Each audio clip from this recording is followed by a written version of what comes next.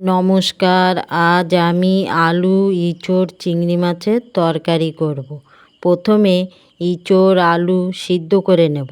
তারপরে কড়াইতে তেল গরম করে কালো জিরে ফোড়ন দিয়ে পেঁয়াজ কুচি রসুন বাটা দিয়ে একটু ভেজে চিংড়ি মাছ দিয়ে হলুদ গুঁড়ো দেব।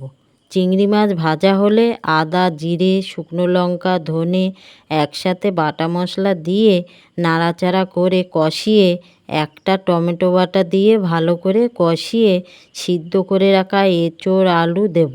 তারপরে কষিয়ে জল দেব আর পরিমাণ মতন লবণ দিয়ে নাড়াচাড়া করে ঢাকা দেব। ঝোল কষে এলে চিনি গরম মশলার গুঁড়ো দিয়ে নাড়াচাড়া করে ঢাকা দেব। কিছুক্ষণ পরে ঢাকা খুলে নামিয়ে নেব। তোমাদের ভালো লাগলে লাইক কমেন্ট করে জানিও।